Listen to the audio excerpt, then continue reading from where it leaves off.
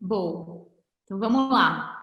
Gente, muito obrigada a todos estarem aqui hoje. Para a gente é uma honra enorme receber aqui tanto o Rodrigo, da Casa da Fazenda, que agora nós temos duas empresas diferentes, a CF Home Design e a Casa da Fazenda, que são os móveis mais rústicos, a CF Home Design, que traz os melhores designers do país em forma de móveis.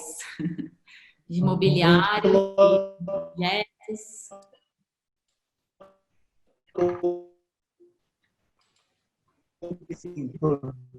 Não estou ouvindo. Tinha um pouco de áudio. Não estou ouvindo. Vocês estão me ouvindo Não bem? estou te ouvindo. Sim, Alice.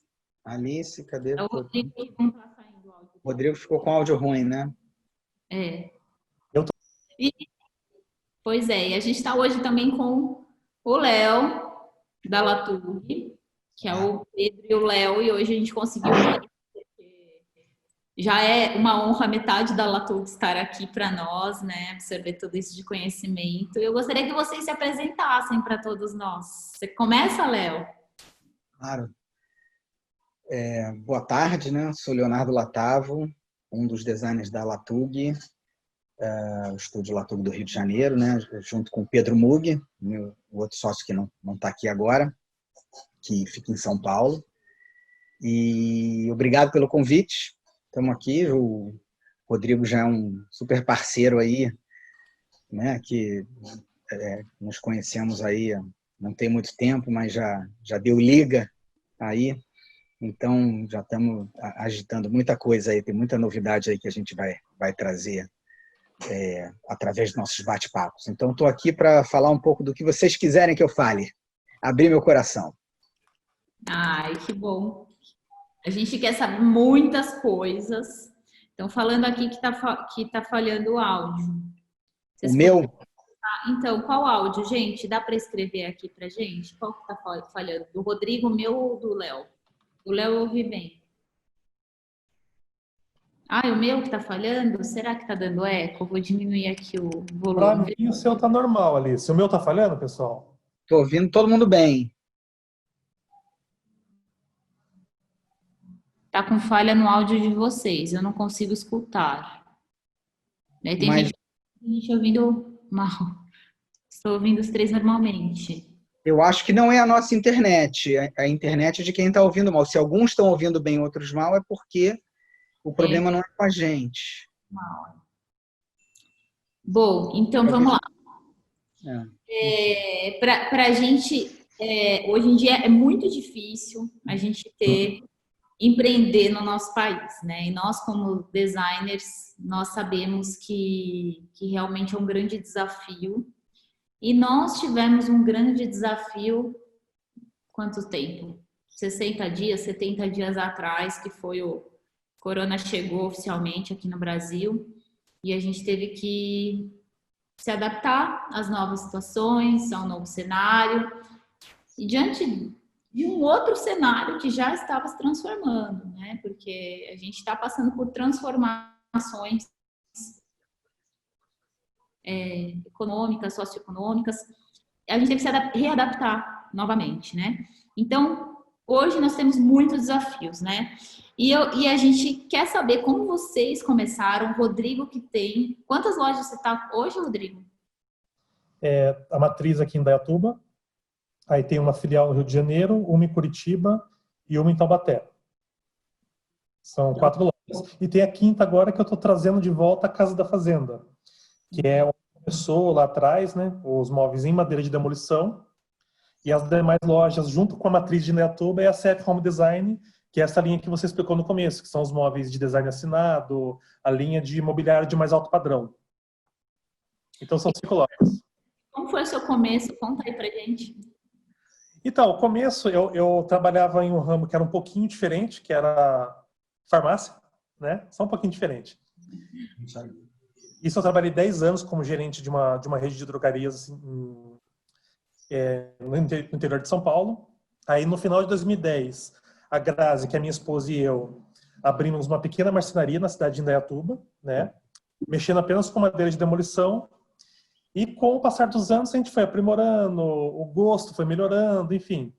Aí que a gente começou a trabalhar forte com a questão do design assinado foi em 2018. E coincidentemente a primeira peça que a gente teve na loja com design assinado era a poltrona Surf, que é da Latug, entendeu? Então, vamos dizer assim, que esse casamento Começou da bem. design com a Latug veio de 2018 para cá. Começou com o pé direito. Começamos com o pé direito. Que bom. Você vê, todo mundo falando em empreender, né? Todo mundo que gosta de empreender nunca começa de onde está, né? É muito engraçado isso. Sempre tem uma mudança brusca na vida, uma volta, uma ida, uma queda, uma levantada. E você, Léo, conta aí pra gente como é que foi sua trajetória aí. Bom, eu sou arquiteto de formação. Me formei em 1996. Nessa época eu já conheci o Pedro, já dessa época aí de faculdade, né? E o Pedro eu e o Pedro, a gente começou a fazer, eu já do tempo de faculdade eu já fazia alguns objetos, algumas coisas em paralelo, me formei em arquitetura, né? Sou arquiteto e urbanista de formação. Mas eu já fazia móveis, na época de universidade eu já fazia móveis dentro da fábrica do meu avô. Meu avô tinha uma fábrica de metalúrgica, injeção de plástico, eu usava uns pedacinhos lá e fazia umas coisas. E nessa época, Pedro e eu fizemos algumas coisas juntos também, alguns móveis, uns revisteiros, uns troféus que a gente, de umas encomendas, algumas coisinhas a gente andou fazendo juntos na época, né? E isso era um hobby, nossa parceria, nossa amizade era muito calcada pelas artes, pelo amor às artes, né? O Pedro pintava muito, eu fazia esculturas, então a gente tinha essa troca. Mas logo que eu me formei, eu fui para a Inglaterra, fiquei lá 10 anos e fui estudar, fazer mestrado, etc. O Pedro ficou no Brasil, montou o estúdio dele, com oficina, tudo, e atendia, desenhava e fazia produtos, né? Muita coisa de merchandising. Enfim, e a gente, à distância, a gente começou, já à distância, na época, sem internet, sem nada, a gente começou a elaborar alguns produtos, né? E aí a gente fez especificamente um produto que era um nó gigante, que a gente chama de sofá nó, né, que existe até hoje, que já completou 20 anos, a gente fez no ano 2000, como hobby, e fizemos mais alguns e ficou isso parado durante muito tempo, né? A gente só resolveu montar a Latug oficialmente em 2004, quando a gente, depois desse tempo, dessa troca, e eu ficava um pouco... Oi? Houve muito ensaio, né? Aprimoramento, talvez, né? Muito legal. Na realidade, a gente trabalhou vamos dizer assim, por muito, sei lá, vários anos nisso, sem ter o planejamento de ter uma empresa de design. Então, isso foi acontecendo, tá? Então, as primeiras peças nossas foram simplesmente pela vontade, pela necessidade de criar, de projetar, tá? Então, os nossos primeiros passos são essencialmente artísticos, vamos dizer assim, né? Mas em algum momento, perto de 2004, a gente percebeu que nossos amigos, as pessoas em volta tinham muita aceitação, gostavam muito, nos encorajaram e a gente resolveu fazer uma feira em São Paulo. E aí começamos, botamos o nome e fomos devagarinho entendendo onde a gente poderia chegar. E só em 2007, 3 anos depois da Latug montada, que eu realmente voltei ao Brasil em definitivo, que eu percebi que já ia dar para começar a viver disso, né? Antes disso foi só injeção de dinheiro, de energia. Então nosso início oficial é 2004, mas a gente passa a ter isso como uma atividade principal, vamos dizer assim, financeira, em 2007. E aí estamos aqui até hoje. E os primeiros móveis que a gente criou ainda existem até hoje, vendem até hoje. Isso é muito legal, 20 anos depois, saber que as peças seguem aí. Assim. Bem criados. Sabe que é interessante isso daí que você falou? Para uma pessoa para nós, né, que buscamos empreender, que buscamos crescer com os nossos negócios nessa área, tem duas coisas aí que eu acho muito interessantes. Primeiro, todo esse ensaio que você teve antes, toda essa... Primeiro foi como hobby, depois foi como... Isso tudo foi um treino, né, na verdade. E são degraus que às vezes a gente esquece que a gente tem que subir e que demoram, tem um processo, né? Então, às vezes a gente... algumas pessoas sentem que, meu negócio não dá certo, poxa, parece que eu não vou para frente. Mas tem um tempo de maturação, né? Tudo isso. Sim. E eu achei interessante que você falou também sobre depois que vocês montaram, né? Foi todo um foco naquilo, injeção de dinheiro. Foram 3 anos, né? Não é pouco. Fica... Hoje parece pouco, né? Mas, enfim, né? A expectativa e tudo mais, isso é muito legal, mostrar o esforço que vocês tiveram no começo, né? Que a Latug não nasceu pronta, que foi realmente um trabalho. Isso é agradável ver, todo esse trabalho de vocês, essa conquista, né? E vocês tiveram algum... Pode falar, desculpa. Não, diga, perdão. Vocês tiveram algum momento, assim, que vocês pensaram em desistir? Ou alguma queda forte, alguma coisa que balançou, que vocês falaram... Olha, na realidade, Alice, como o nosso negócio, né, começou como um empreendimento em que o viés principal não era a lucratividade, e sim suprir uma necessidade de criar, né? Então, a gente está falando aqui de uma situação um pouco diferente de um negócio, vamos dizer assim, convencional, que não tem o fator criação, né? Não tem Ô, Mari, esse fator. desculpa. Mari, você pode desligar o seu microfone? Está aparecendo os barulhinhos aqui. Desculpa, vou desligar. Obrigada. Pode falar, Léo. E então, assim, a questão de parar de fazer isso ou não nunca veio, porque mesmo que eu não tivesse a empresa hoje, nem o Pedro tivesse, e a gente tivesse trilhado outro caminho, a gente estaria de alguma forma projetando móveis ou fazendo arte no tempo livre, né? Então, essa história vem para viabilizar o que a gente realmente estava a fim de fazer, né? E aí, claro, que ao longo do caminho, né, a gente foi notando que isso podia se tornar uma realidade plena, né? Ou seja, você viver disso, né, e poder ficar fazendo isso o tempo todo, né? Então, claro que o aprendizado, vamos dizer assim, administrativo, né, foi vindo em paralelo junto, a gente foi crescendo isso junto. O Pedro é administrador de empresas de formação. Apesar do viés dele ser muito artístico, natural dele, ele tem a formação. Então, também ele trouxe esse conhecimento também, né? Então, a gente junta expertises diferentes, vamos dizer assim. Mas não teve nenhum percalço ao longo do caminho que dissesse, não, vamos sair disso aqui. Assim, exatamente, tipo, não dá para fazer. Fluido, né? Foi natural. O que aconteceu, talvez, em paralelo, foi que, no meu regresso para o Brasil de Londres, eu nunca estudei design, nunca trabalhei com design para ninguém. Tá? Eu fiz mestrado em arquitetura, eu estudei arquitetura, graduação em arquitetura, trabalhei em alguns escritórios na Inglaterra, escritórios incríveis de arquitetura. Então, eu nunca trabalhei com design. O design sempre foi uma atividade que eu fazia em paralelo desde o tempo de faculdade e introduzi a ideia de design de imóveis dentro dos projetos de arquitetura também, claro.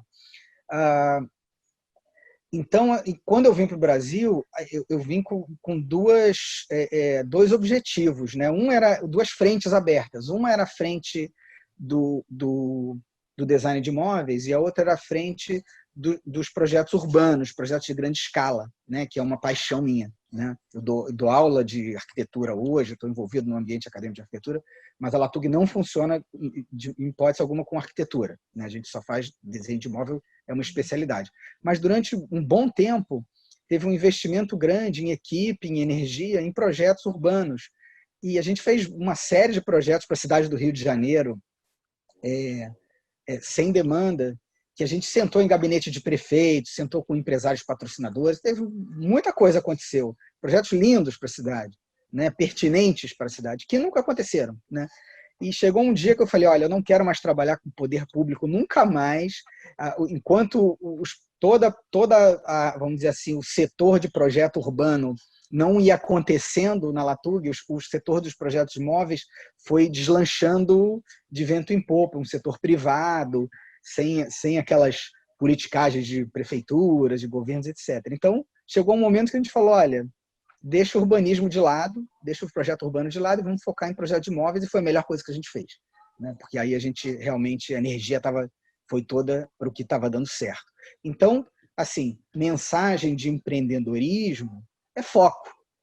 O que você quer fazer? A gente estava num momento, até um certo momento, a gente estava com um foco muito aberto. Quando a gente focalizou, e inclusive começou a dizer não para muito tipo de demanda que vinha, que não era especificamente o que a gente queria fazer, né?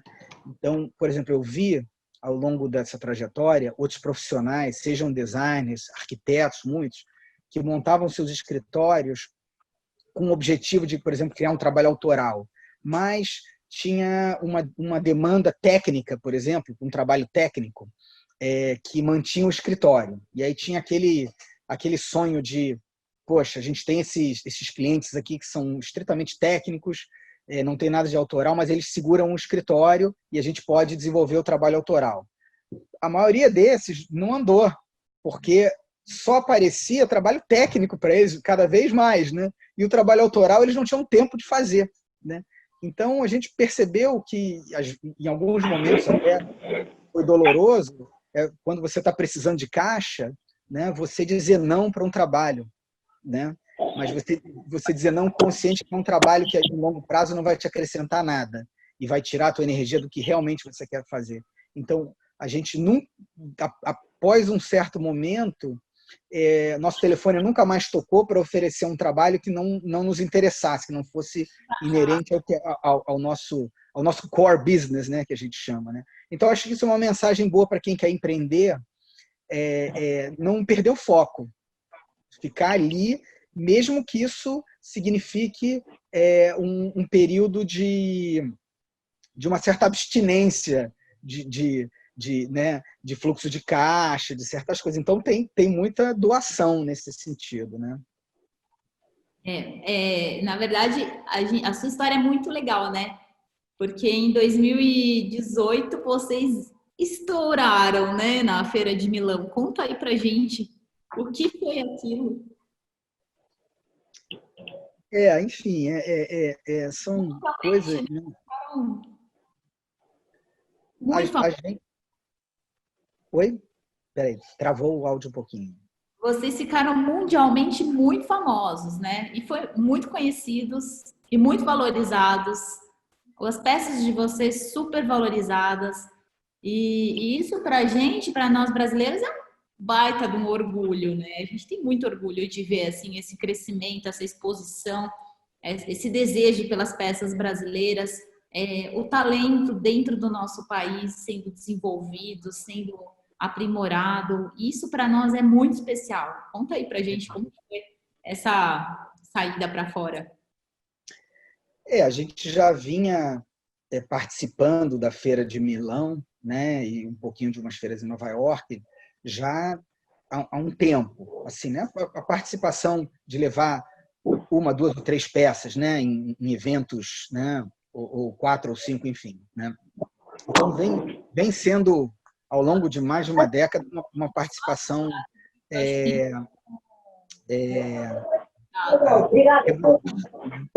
mas é claro que em 2018 tem gente de microfone ligado aí, por aí lá.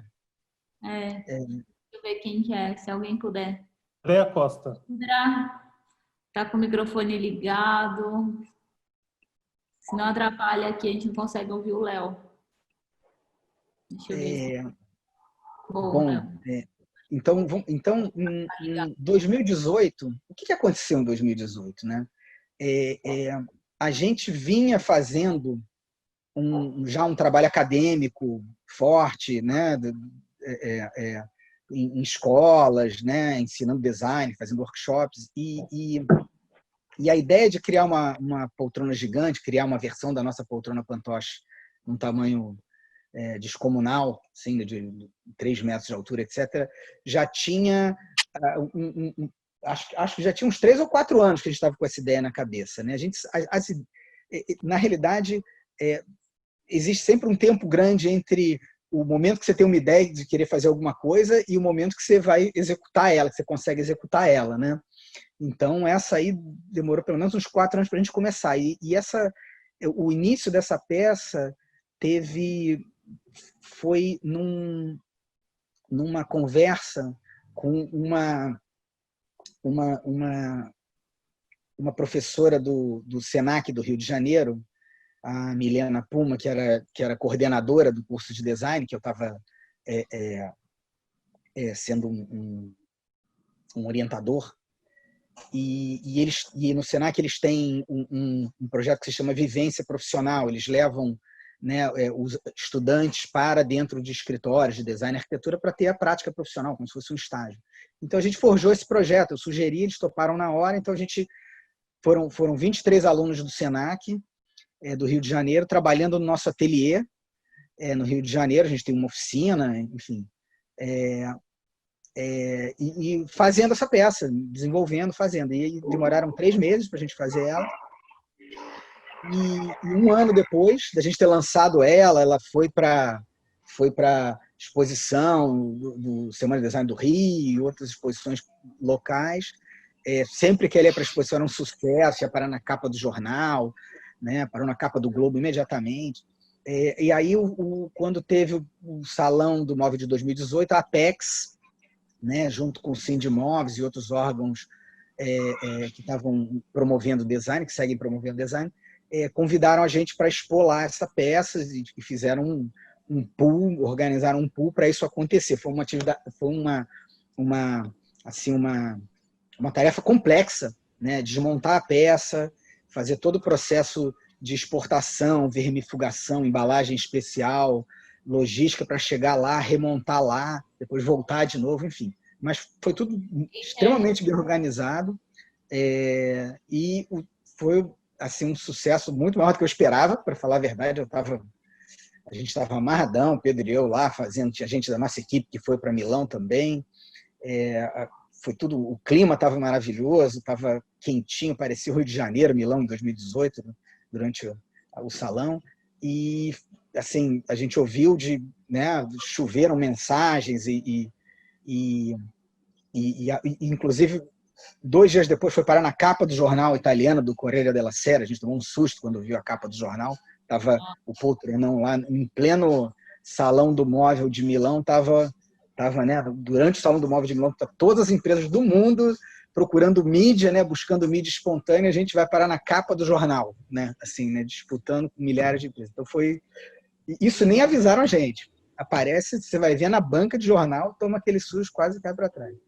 Então, assim, foi realmente uma ação incrível, e assim, eu enxergo uma ação incrível não tanto pela gente, claro, pela gente também, mas muito pelo design brasileiro. A gente ouviu muito falar assim, que aquele momento estava representando muito bem a força que o design brasileiro tinha atingido, né?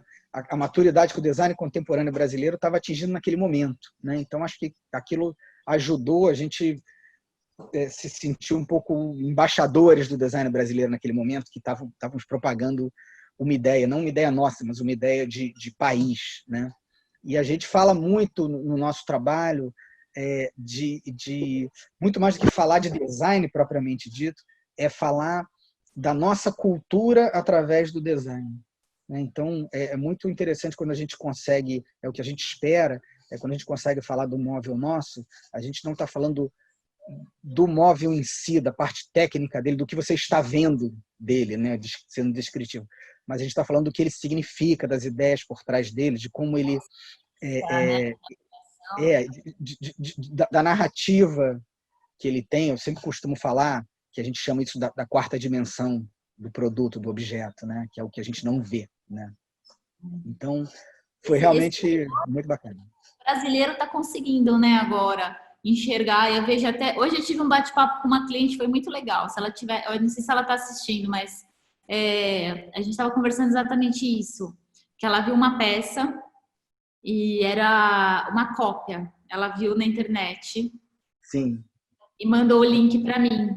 E eu falei para ela, falei, poxa, né? Falei, isso não é o de verdade. Que isso é muito triste, né? E daí ela falou assim, então, você vê, eu não consigo. Ela falou, eu tenho noção de todo o trabalho. Ela falou uma coisa tão bonita, eu fiquei tão orgulhosa dela. Ela falou assim, eu tô só te mostrando o modelo, ela falou. Porque eu tenho noção do trabalho, do acabamento, do estudo daquilo, ergonomia, tecido, costura, tudo. Tem muitos mais detalhes que a gente até desconhece, né? Então, assim, para uma pessoa que não é um profissional reconhecer isso, e justo no dia da live, ainda falei para ela, eu vou fazer uma live, eu vou citar você, porque ouvir isso para mim foi muito legal, que a gente tenta inserir em projeto e a pessoa acaba agora está começando a desenvolver esse valor, essa parte realmente que é intangível, né? Certo. Não, perfeito. O que acho que tem algumas coisas interessantes acontecendo nesse sentido, né? Primeiro, que nesses últimos anos a gente viu, pelo menos no ano que da existência da Latug, a gente viu uma mudança de um comportamento da indústria nacional, de parar de copiar o móvel italiano, enfim, de trazer o modelo europeu copiado para trabalhar com design nacional. As primeiras fábricas que entraram nisso, que graças a Deus a gente estava perto delas, tiveram um sucesso comercial muito grande. Tá? Os arquitetos foram impulsionadores disso, porque eles entenderam o valor que você coloca num projeto seu ao trazer certos aspectos regionais dentro dessa linguagem internacional. E os arquitetos querem que seus projetos tenham uma cara brasileira, né? Tenham o sabor do Brasil, né? Então, as peças brasileiras, elas alimentam isso, né? Outra coisa que foi interessante ao longo desse caminho é que, então, claro, eu vejo que a gente perdeu uma boa batalha para a China. Foi uma guerra boa de perder, a guerra da cópia, né? Os chineses conseguiram copiar com mais eficiência e distribuir melhor os móveis italianos, por exemplo, e a indústria nacional não conseguiu. Que bom, o design nacional cresceu assim. Agora a gente vê uma fase que tem uma geração de empresas nacionais, de indústria nacional, que copia o design nacional. Ele optou por copiar o design nacional, não copiar o design internacional, porque o design nacional está muito mais bem aceito do que o design internacional, né? Então a gente cai em duas coisas importantes de momento agora. Que uma primeiro, a gente tem falado muito, acho que está todo mundo falando, vamos olhar para a indústria nacional, vamos comprar com consciência. O que é comprar com consciência no momento desse que a gente está falando que a compra não é só comprar o que você gosta, mas é entender a procedência, não só a procedência em termos de sustentabilidade, que já é uma coisa que, né, a gente tem que falar mais e mais e fazer, né? Então, também comprar um produto que seja nacional. Inserir em projetos. Se houver um bom produto nacional, similar ao produto importado, compre o nacional, porque você sabe, pelo menos as indústrias que a gente trabalha são indústrias seríssimas, que tratam muito bem seus funcionários, que têm eles há muito tempo, que são importantes. Muitas vezes elas estão em cidades pequenas, no interior do Rio Grande do Sul, de Minas, e elas são a base da cidade. A cidade depende daquelas fábricas. É incrível. Você vê pequenas cidades que giram em torno de uma fábrica, né? Então, e não compre cópia. Então, são 3 pilares da responsabilidade você comprar um produto, eu acho. Sustentabilidade, procedência, se possível nacional, melhor do que importado, porque ainda mais que você vai comprar um produto chinês, você não sabe que tipo de trabalho que fez aquele produto, você começa a desconfiar do valor, por que chegou aqui tão barato, chegou aqui no mesmo preço, de tão longe, enfim. E E a questão de não comprar uma cópia, porque uma cópia é um crime, é uma pirataria, você está invalidando todo um trabalho que se faz, que é um trabalho atento, um trabalho que demora para você criar um produto, né? Desenvolver o produto, chegar outro e roubar, né? Então é um roubo, né? Então isso está acontecendo. Então, assim, a gente está, os designers que conversam entre si, a gente tem grupos de designers, a gente está numa campanha ativa para comunicar isso às pessoas. Comprem seus produtos com responsabilidade. Entenda o que é ele, quem fez, como ele é feito, etc. Acho que é por aí a mensagem. E para todos nós, né? Porque nós somos os responsáveis aqui, né? Nós designers, os arquitetos, de passar, de transmitir essa imagem e todo esse sentido que faz, sentido de criação, sentido do design. A gente valorizando os nossos profissionais, designers que criam as peças, nós valorizamos o nosso trabalho, né? Por exemplo, não adianta, eu não vendo uma fachada de casa, eu vendo um sonho para o meu cliente, vendo uma transformação que envolve a vida dele, a família dele. É muito diferente de você vender um projeto 3D de fachada, que eu posso copiar e colar aqui, copiar e colar ali, né? Então é a mesma. A gente consegue entender muito bem vocês, designers de mobiliário, né? E para mim eu acho uma coisa extremamente complexa. Eu não sei nem por onde começar. Onde vocês começam um processo criativo, porque é uma coisa engraçada, é tão próximo e tão distante, né? Não sei se as pessoas também, os outros profissionais também têm isso. Eu acho que é um nicho muito específico. Você tem que realmente estar muito inserido, né? É cada um no seu quadrado, né? Mas eu até devolvo a você, Alice, essa observação que muitas vezes a gente se surpreende muito positivamente com o modo que o arquiteto colocou no projeto Um Móvel Nosso. Aí a gente, quando olha, fala, caramba, olha só, misturou aquilo com aquilo, botou aquela cor, pendurou assim, assado, e a gente toma um susto, são surpresas super agradáveis, assim, que às vezes transcendem o modo que a gente pensou o produto, né? Então isso é muito bacana. Por isso que eu falo que a gente... Que legal. Vamos colocar algumas perguntas aqui. Se vocês quiserem colocar no bate-papo, a gente vai lendo aqui também. Tem algumas coisas que colocaram aqui. Tem uma pergunta do Rodrigo Silva e da Mônica Vidal. Fala aí, Rô.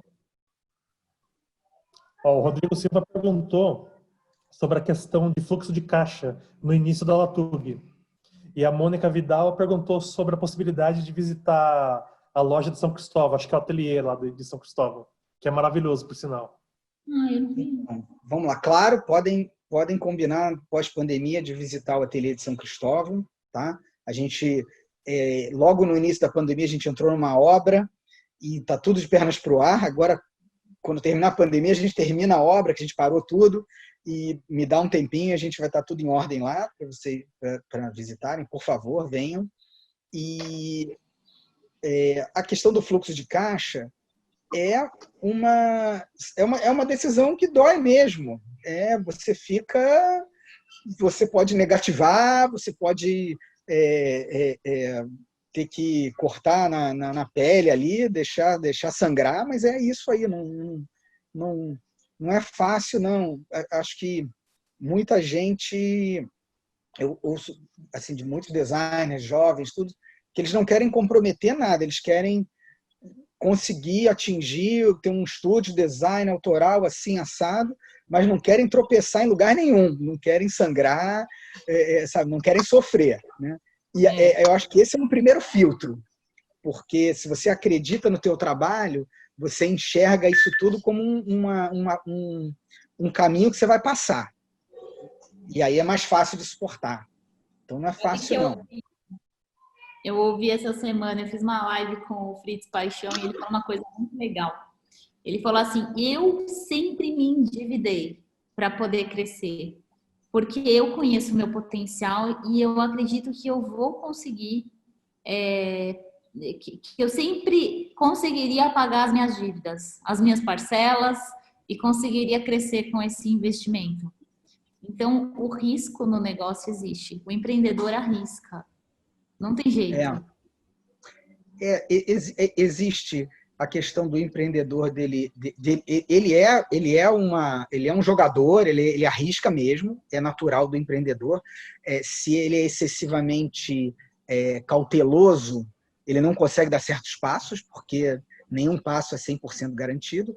E, obviamente, quando você fala de um empreendimento que mexe com criação, né, que tem o fator criação como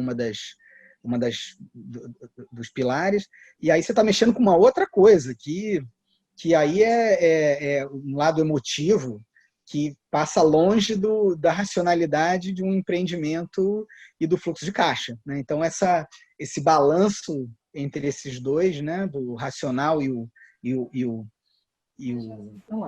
emotivo, né, razão e emoção conversam em paralelo aí, tem que estar juntos aí nessa história, não tem jeito.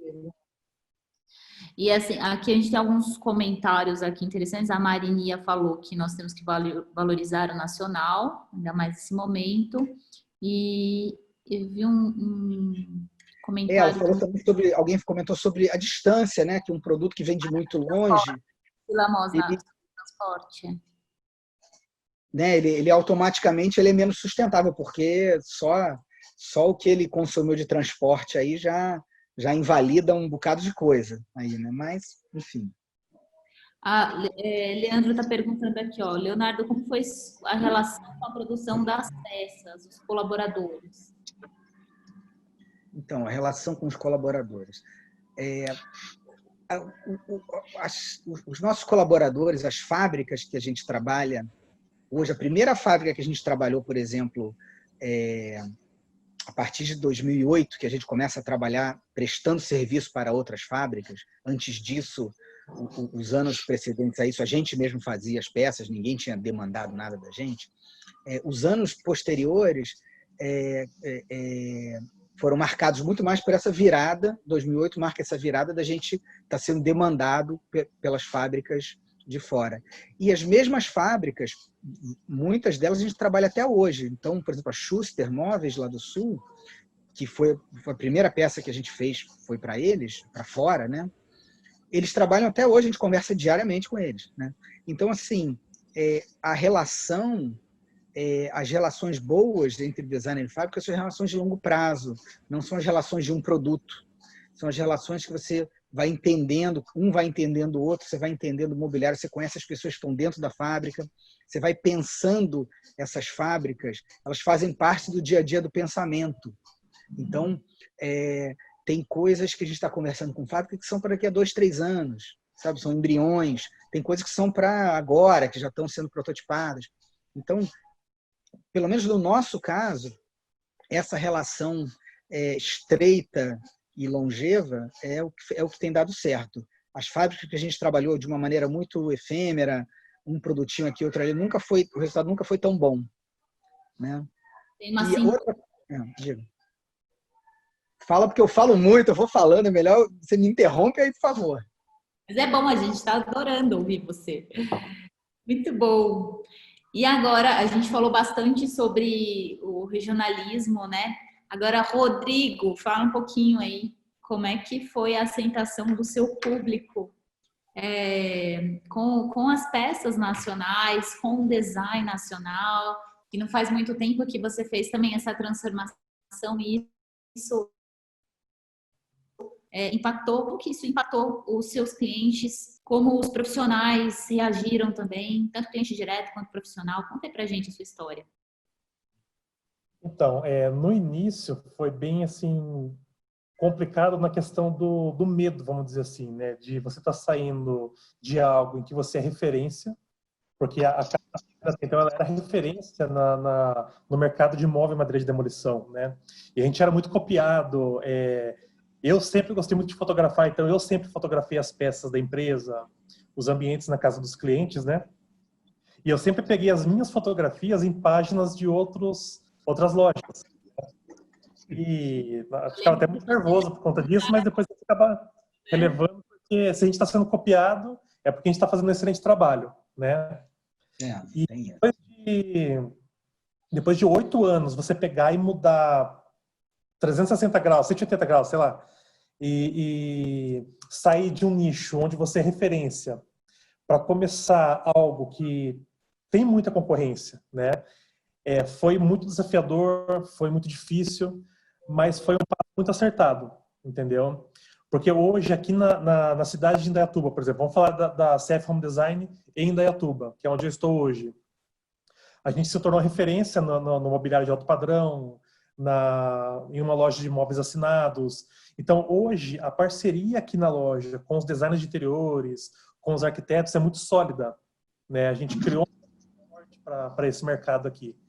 E aqui em Indaiatuba, a gente sentiu muita necessidade de educar os profissionais, porque muitos deles conhecem muito de design de imóveis, né?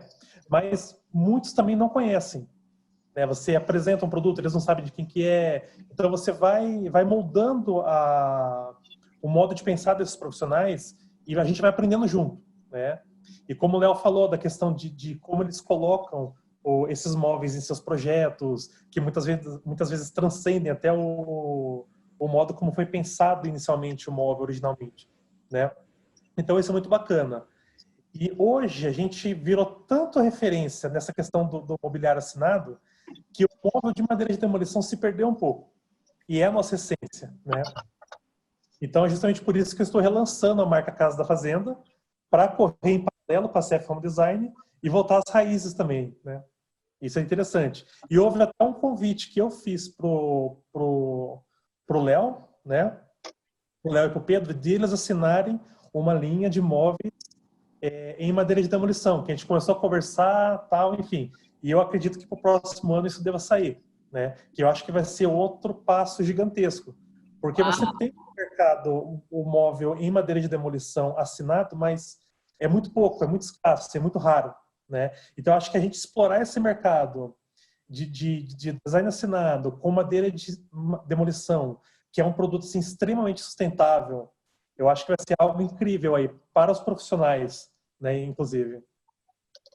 Vamos fazer sim, hein? Tá de pé isso aí. Com certeza. Que delícia, né? Não vejo a hora de ver. Essa adaptação sua com o mercado é muito legal. É importante que realmente haja isso, né, no empreendedor, porque vai girando, vai mudando, a necessidade vai surgindo. Eu acho muito legal a sua adaptação, a sua flexibilidade aí com relação a isso e o seu retorno, né, porque você não deixou de trabalhar com o que você também, você gosta muito dessa parte, a gente vê que todos os seus móveis de demolição são muito bem feitos e assim, a parte criativa tá aí, né? Você também tem, além de empreendedor, você também é criativo, né, Rodrigo? Isso é muito legal. A gente tem perguntas aqui. Aqui, ó. Quer ler, Rô? Vamos lá, a Priscila. A Priscila está bem participativa, estou gostando dela. Vamos lá. A Priscila perguntou: como vocês analisam a procedência da madeira utilizada? Quais são os cuidados para garantir que a madeira é de reaproveitamento de demolição? Poderia nos dar algumas dicas? Vamos lá. Hoje existem, pelo menos no meu conhecimento, 2 tipos de madeiras que são ecologicamente corretas, né? A gente tem a madeira de demolição, que é a que a gente usa aqui na CF Home Design e na Casa da Fazenda, e tem a madeira de florestamento, que é muito raro a gente usar, alguma coisinha ou outra. A madeira de demolição ela é uma madeira muito difícil de ser copiada ou falsificada, né? Existem empresas, e eu já vi, que fazem algum tipo de envelhecimento da madeira, mas para quem conhece, não fica igual, fica bem diferente, inclusive. Você tem um aspecto envelhecido, mas igual a madeira de demolição, que é o que a gente trabalha mais, que é a peroba rosa, ela tem veios que são muito característicos, que não existe uma máquina ou algum tipo de tratamento que possa fazer esses veios na madeira. Que são marcas do tempo, né? São marcas da chuva, do sol, frio e calor, dilatação da madeira, enfim, né? E eu acompanho muito de perto essa questão da madeira, porque o dono da fábrica que me atende, ele já foi meu sócio, né? Que é o Claudinei, que fica em Passos.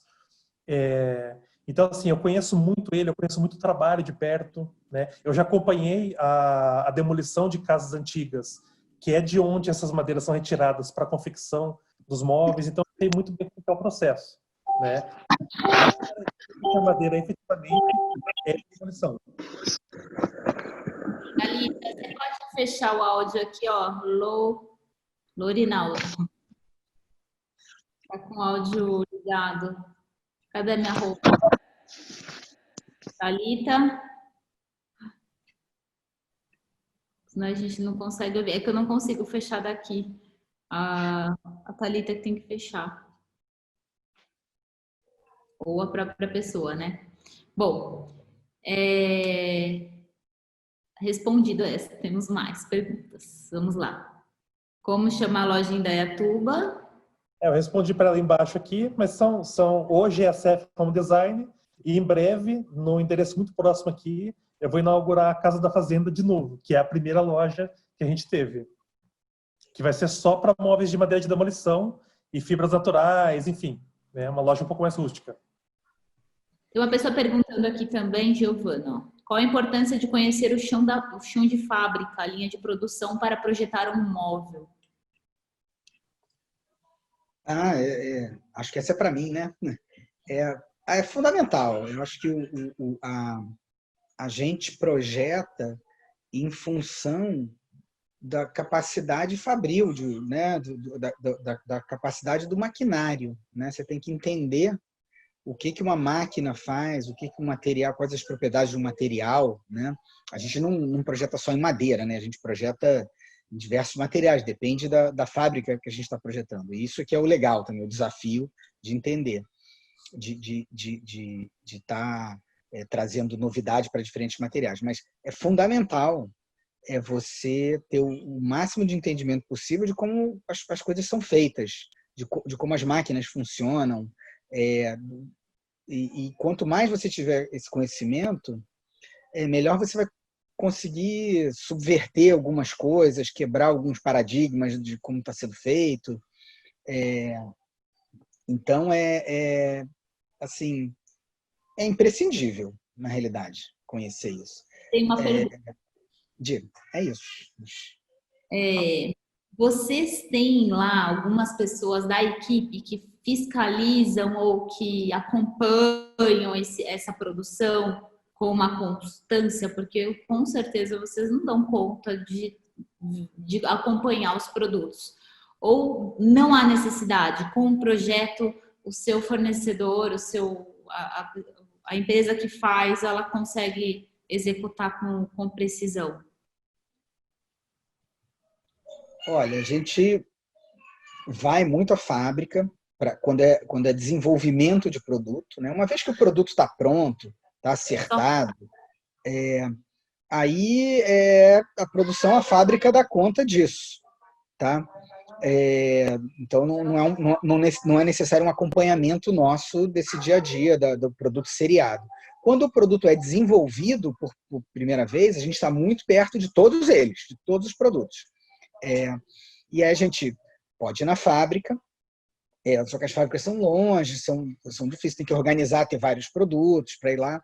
A outra maneira de acompanhamento de produto, às vezes, é a fábrica enviar o protótipo para a gente leva para o nosso ateliê e refaz alguma coisa, acerta, ajusta ele, manda de volta. Tá? E outro procedimento que a gente está cada vez mais usando são as mídias digitais. Né? Então, eu tenho, para cada fábrica que a gente trabalha, tem um grupo de WhatsApp que eles estão, e a gente conhece os engenheiros de produção dentro das fábricas, né? Os marceneiros que fazem parte desses grupos, e a gente está conversando todo dia, manda uma foto de um produto, faz um vídeo, a gente pega, comenta, faz um áudio. Eu nunca usei tanto meu dedo para desenhar em cima de tela de celular, ajustando, né, curvas e etc. Então, muitas das visitas à fábrica, antes da pandemia mesmo, tá? Muitas das visitas à fábrica foram sendo substituídas por várias sucessivas conversas de WhatsApp, troca de imagem, etc. Tá? Isso ajudou bastante a diminuir a visita à fábrica. E tem funcionado bem. mas só com as fábricas que a gente tem a parceria, que a gente conhece bem o processo. As fábricas que são novos clientes, a gente tem que ir lá, entender, conhecer as pessoas, etc. Ô, Léo, Mas, e a impressora 3D virou uma realidade mesmo? Como é que funciona isso no seu mundo, assim, de criação imobiliária? olha, Imobiliária e objetos, né? Então, a impressora 3D é inevitável. Ela é, ainda bem, né?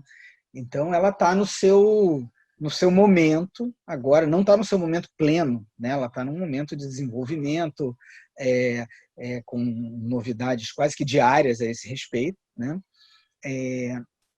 A gente já usou, a gente não tem usado ela muito para produto em si, para o produto final, a gente já usou para desenvolvimento de produto, para fazer moldes de plástico injetado, ou pequenos componentes, ou estudos, mas a gente não tem usado muito ela como produto final, apesar de eu estar com uma linha de luminárias que contempla ter isso como produto final. Porque ainda é muito caro para você ter no produto, se você tiver peças grandes, você tem que saber usar da maneira correta, em peças pequenas, que sejam muito complexas, que não possam ser feitas por outras máquinas. O que está muito real hoje é o braço robô, né? São as CNCs que a gente chama de 5, 6 eixos, né? É aquela que você bota um pedaço de madeira em cima da máquina e vem as brocas e vai esculpindo ela e sai uma peça. Se você quiser fazer uma peça super complexa, uma flor de madeira, a máquina vai fazer, desde que o seu arquivo digital esteja com aquele desenho da flor perfeito, né? Então, o que aconteceu hoje, né, é assim, a gente sabe que a gente trabalhou muito com a CNC de 2 eixos, que pegava a chapa e cortava em um sentido só, dominou isso, etc. Agora o que está no mercado, realmente com as fábricas possuindo, é a CNC de vários eixos, 5 eixos, com braço robô esculpindo tridimensionalmente. Então, isso faz com que o nosso processo, né, o processo de concepção do designer também seja mais complexo. Alguns anos atrás, você mandava um desenho, uma vista, né, num papel vegetal para uma fábrica fazer um produto. Depois você teve que mandar um arquivo CAD, que a máquina ia ler um arquivo CAD e cortar. E agora você tem que mandar um arquivo tridimensional, porque a máquina vai ler um arquivo tridimensional. Então, então o arquivo tem que estar perfeito. Então, uma outra complexidade. E o próximo passo, que daqui a pouco chega na indústria mesmo com uma escala maior, é a impressora 3D, que ainda é usada em umas coisas, no mobiliário em si, não tanto. Tá? Mas o braço robô já é uma inovação absurda, incrível, traz uma complexidade violentíssima para o mercado. que legal, muito bom. Vamos ver aqui as perguntas. Olha, tem uma pergunta para mim aqui. Como diretora da BD Campinas, como você vê as atribuições da entidade pós-pandemia? No sentido de fortalecer a categoria, as relações profissionais e o consumo de nossas atribuições, como profissionais autônomos. Sandra Bastos. Sandra, a BD está, nesse momento, se estruturando e projetando já todo um apoio para todos os profissionais associados, porque nós sabemos da necessidade, nós vivenciamos isso também, junto com todos vocês aí. Esse momento, a gente sabe o quanto é difícil, e nós temos até uma agenda, uma programação de apoio com palestras, com conteúdo, em breve tem o CONAD, agora falha a memória, porque é muita coisa, mas mês que vem o CONAD. Se você entrar no site da BD, você vai ver que o CONAD é um dia inteiro com palestras incríveis, imperdíveis. O ano passado eu estive no CONAD, assim, o CONAD transformou muito a minha vida, assim, profissional, e deu uma alavancada porque eu tive vários insights. Então, assim, não deixe de participar desses eventos, não deixe de absorver toda palestra que parece até, no começo, será que eu vou assistir? Sempre tem alguma coisa que pode melhorar, que pode contribuir na sua carreira, na sua vida profissional. E a BD, assim, eu falo de boca cheia e falo orgulhosa. A BD tá profissional, fugiu a palavra. tá fornecendo isso, providenciando isso para todos os profissionais e de uma maneira assim muito cuidadosa, porque nós estamos num momento muito complicado. Mesmo antes da pandemia, ela já do fim da pandemia, ela já está providenciando, já está cuidando dos associados desta forma e dos parceiros também, porque todo mundo precisa de ajuda, né? Inclusive, quem tem lojas, por exemplo, o Rodrigo sabe, tem outros parceiros, é muito difícil ficar com portas fechadas, é muito difícil ficar. Se você abre um pouquinho a porta, você tem o risco do vírus, tem pessoas no grupo de risco. Então, assim, é uma saia justa para todo lado. Então, tudo isso tem que ser cuidado com muito carinho. E a BD está cuidando, Sandra. Isso eu falo realmente porque vivencio isso e apoio realmente, porque o que a gente precisa fazer é levar conteúdo, levar uma segurança para que os profissionais sejam eficazes, excelentes na sua classe. Vamos ver as outras perguntas. A Jo, linda. Juntos somos mais fortes, vai ser sucesso. Alconad, já escreveram aqui. Ai, obrigada, Débora. 25/6, 100% online e gratuito para associados. Muito obrigada. Vou participar sim, a BD está atuante, muito bom. Bom, gente, e é isso aí. Tem mais alguma pergunta, alguma coisa que vocês queiram falar, alguma dica? Porque eu acho que é muito válido, né? A gente falou de alguns processos criativos, a gente falou do empreendedorismo, da explosão da Latug, da explosão da CF Design. E aí, Léo, o que você fala aí pra gente? A gente só não pode falar da explosão do planeta agora, né? Vamos ver o que vai acontecer aí, sendo um pouco irônica. Tem uma pergunta da Sandra Bastos aqui, que eu acho que a gente não fala, a gente passou em branco, nas relações de mercado efetivamente, como você vê os custos pós-pandemia? Ou seja, design versus custos para a fabricação versus valor ao consumidor final. Para você vai ter muita alteração, comercialmente não mudará tanto.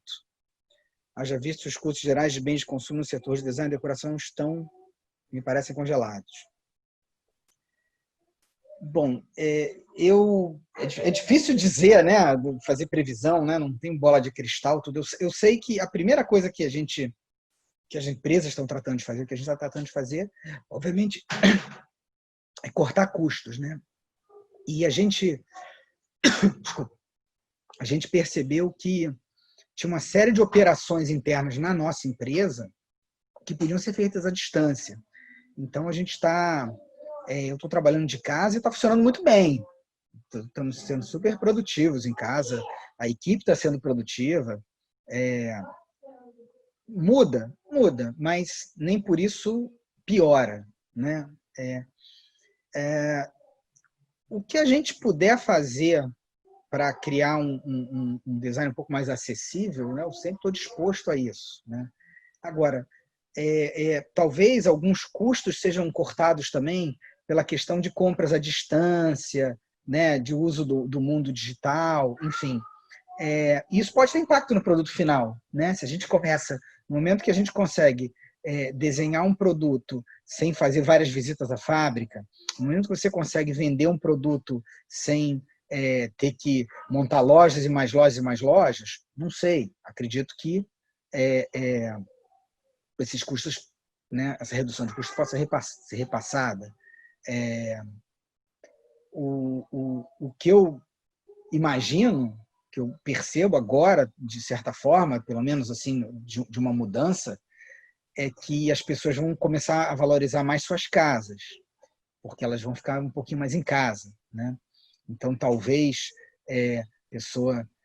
talvez o campo da moda ou da indústria automobilística sinta um pouquinho a questão da pessoa, né, não estar tendo o carro como sua prioridade, e o campo do design de mobiliário, dos arquitetos de interiores, talvez aqueça um pouco nesse sentido, só de uma mudança de interesse. Não sei, uma coisa que eu estou farejando um pouquinho agora. Acho que alguns de vocês devem ter essa percepção também. Mas só o tempo vai dizer. Eu tive essa percepção. O Rodrigo é minha testemunha, né, Rodrigo? Nessa quarentena que a gente fez algumas ambientações, porque as pessoas ficaram desesperadas em casa, com muitas coisas faltando. E a gente levou alguns caminhões cheios de álcool gel com mobiliário para muita gente aí nessa quarentena. Na verdade, foi uma adaptação muito surpreendente, porque eu comecei a contatar alguns clientes e eu notei isso. Eu falei, e aí, tá tudo bem? Nossa, poxa, eu devia ter feito aquele projeto. Eu falei, não precisa fazer projeto, vamos ambientar sua casa. Então, já estava tudo na mão, a gente levava, montava e deixava a casa inteira pronta.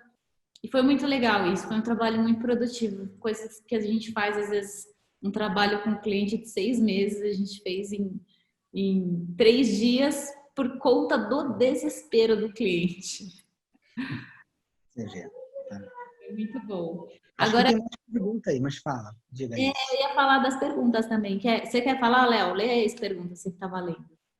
Eu li uma que alguém me pergunta sobre o processo criativo da poltrona Temis.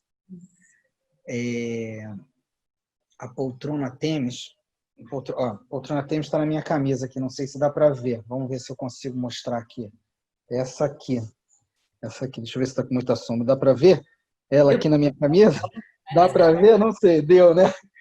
Enfim, é uma poltrona toda de madeira, bastante curvilínea, e ela assim, resumindo, né, ela parte de uma série de peças que a gente chama de série vira-lata, que é a mesma série da Pantoche, que é um conceito de design fusão, que a gente inventou esse conceito em 2003, só consegui fazer a primeira peça em 2008. Inclusive foi um conceito super copiado, inclusive fora do Brasil, que é a ideia de misturar 2 móveis e criar um terceiro móvel, né? Então a Temis o desenho dela nasce da mistura de uma cadeira do Joaquim Tenreiro, que é uma cadeira com umas ripinhas bem fininhas, com uma poltrona do casal Ins, né? Que é uma poltrona de fibra de vidro toda curva, toda irregular. E aí o desenho da Temis e o nome Temis, Tenreiro, Imes, surge assim também, assim como o nome da Latug, Latavo e Mug, sobre o nome dos sócios, né, surge também. Assim como a Pantoche, Panto e Macintosh. Né? Então, é um conceito que marca muito a gente. Né? Tem uma técnica construtiva específica para fazer essa cadeira.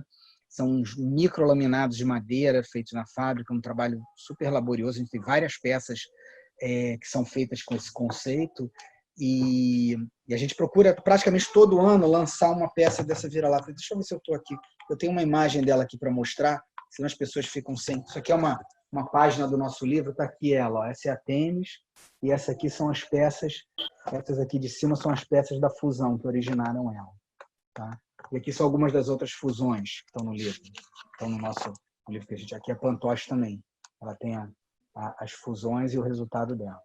Esse é um livro que lançado há 2 anos atrás pela editora Olhares, que fez uma retrospectiva de 10 anos da Latug. Quem quiser, dá para comprar por aí pelas livrarias, tá? Ou direto com a gente. Se quiser saber mais um pouco. Aí tem a história do processo de cada peça dessas aí. Mas um trabalho muito divertido, que a gente fala justamente do que eu falava da narrativa, da carga cultural atrás de um projeto. Né? Então, a gente, com essa série, a gente fala muito da ideia de traduzir para um móvel a ideia de sincretismo religioso, que é muito presente no Brasil, de miscigenação, que é super brasileiro também. Enfim, esse tipo de coisa, a gente fala muito de antropofagia cultural, né? Que tem a ver com o Manifesto Antropófago de Oswald de Andrade. Então tem um discurso, uma narrativa até que dá para desenvolver bastante aqui. Acho que a gente não tem tempo para isso, mas que é muito legal falar sobre isso, é muito legal poder falar sobre um móvel não sendo descritivo dele, mas sim falando sobre o que ele significa.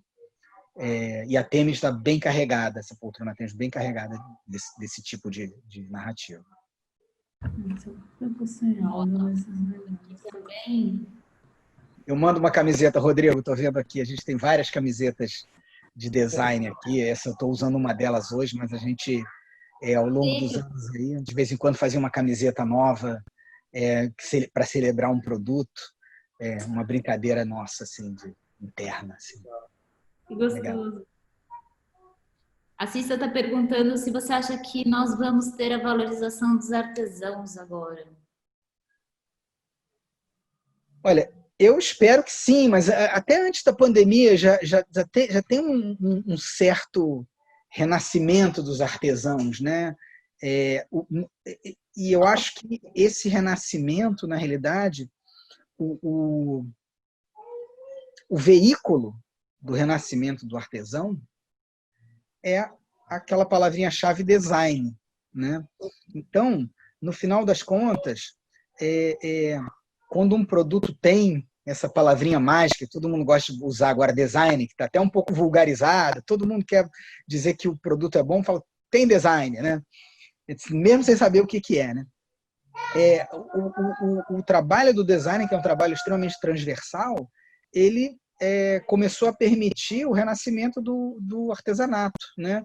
Então, a gente viu aí, tem um trabalho de muitos anos atrás do Renato Ambroise, do designer que percorria o Brasil, fomentando e trazendo o olhar dele para artesãos locais que estavam trabalhando de uma maneira com técnicas incríveis, mas com um olhar tapado, um olhar, né, que era produtos que não tinham recebido um olhar contemporâneo. O celular não está ouvindo áudio, não. Estou no celular. Porque meu notebook é uma coisa. Não consigo assistir. Ai. E aí falaram da Semana Criativa de Tiradentes também. Um dos designs que foi muito interessante nessa ligação de indústria com artesanal foram os irmãos Campana, né? Lá na virada do século, né? Eles apareceram para a Europa, eles tiveram um papel de embaixadores do design e do artesanato, né? Eles levantaram uma bandeira do artesanato para o mundo, né? Assim, inserido na questão industrial. O design, a disciplina design, é desenho industrial, o nome da disciplina, é indústria, né? Então ela vem, ela nasce junto com a revolução, né? Pós-revolução industrial ali, ela vem junto, né? Trabalhando, né? A Itália se criou uma base econômica através do design industrial, né? Então, só que aí o design como disciplina transcendeu isso, né? Então, o artesanato cabe, né? E a gente tem design de tudo, né? Design digital, tem o famoso design de sobrancelha, né? Aquela coisa, né? Brincando um pouco com o nome, né? Então, eu acredito que aonde tiver o trabalho de um designer, vai haver valorização. Não importa o tipo de material, o tipo de produto, aonde é feito, se é artesanal, se é industrial, se é branco, preto, amarelo, é quase a minha religião, vamos dizer assim. Eu acredito no desenho, eu acredito no pensamento sobre o produto, sobre a produção. E acredito mesmo, a gente vê e viu empoderamento econômico, empoderamento das pessoas que trabalharam em torno dos nossos produtos e dos produtos de outros designers também, produtos bem pensados. E a gente viu melhoria de qualidade de vida, a gente vê as pessoas que trabalham e vivem dessas criações, né? Pessoas que passam a vida fabricando esses produtos e elas estão engajadas com esses produtos. Inclusive, alguns desses produtores, eles sabem segredos sobre esses produtos que a gente não sabe. Às vezes é no dia a dia do fazer que ele sabe, eu vou botar uma cunha aqui para encaixar isso aqui ali.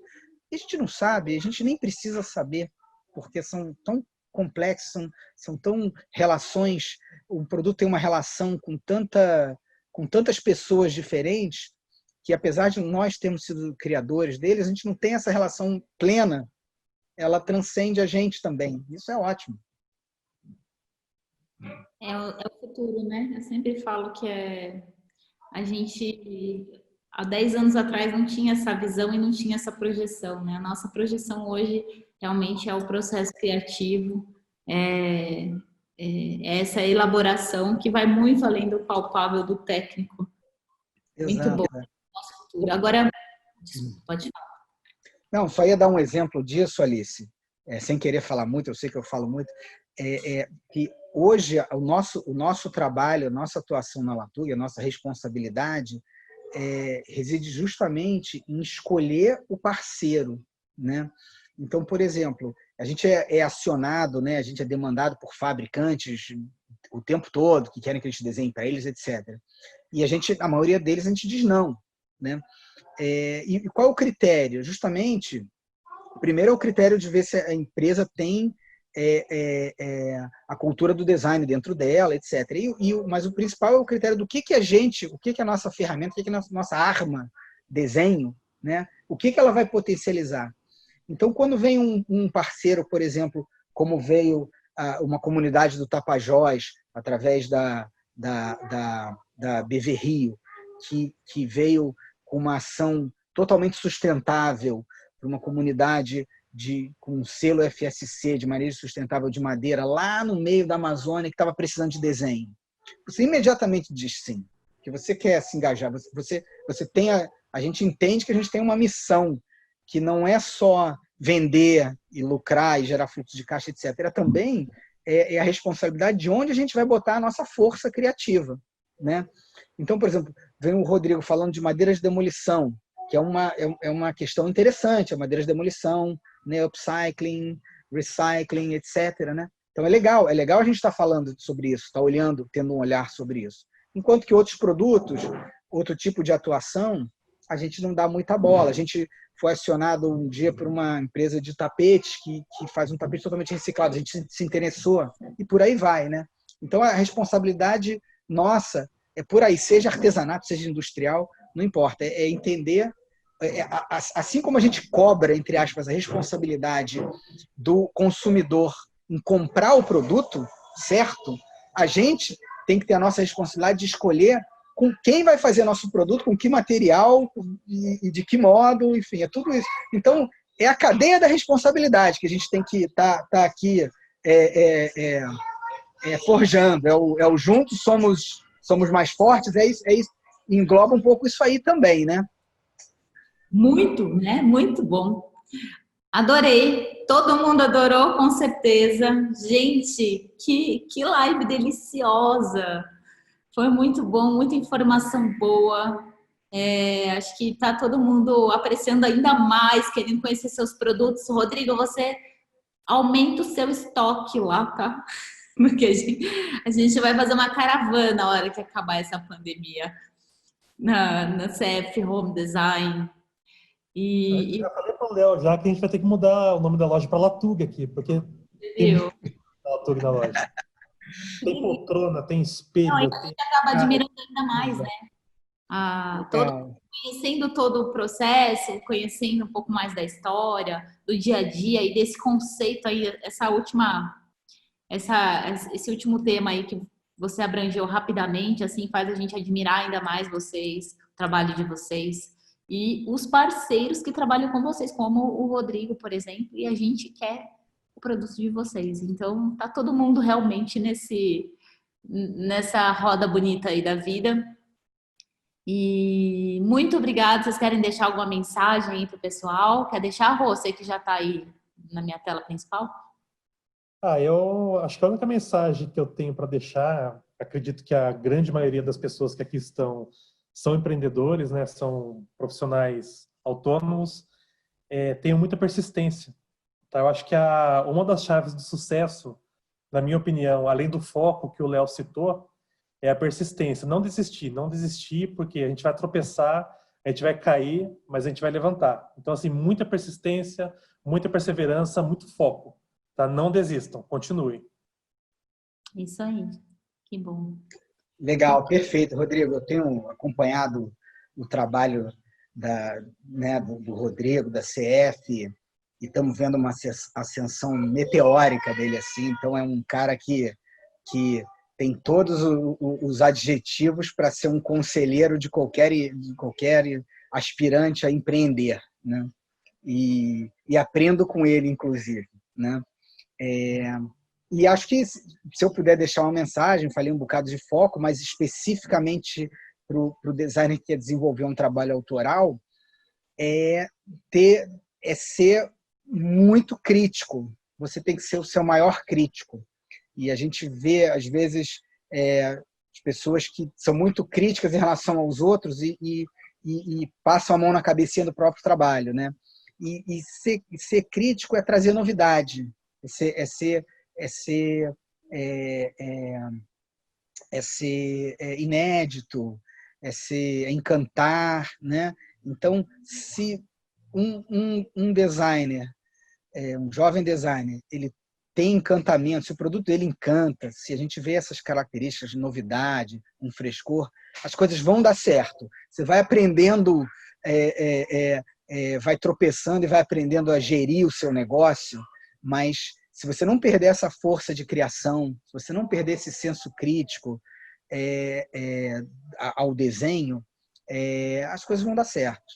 As coisas vão dar certo, porque esse realmente é a base do trabalho. As pessoas vão te procurar, as fábricas vão te procurar e vão querer o seu produto. Vamos à obra, pessoal. Que dicas ótimas, não? É isso aí, gente. Muito obrigada. Foi uma honra, Léo. Foi uma honra, Rodrigo. A gente ficou muito feliz aí em receber vocês. Obrigada, BD, por essa oportunidade. E depois eu acho que esse vídeo fica gravado, a gente vai ver como vai ser divulgado, provavelmente no YouTube da BD. E muito obrigada. Boa noite a todos, então. Super beijo. Obrigada. Tchau, gente.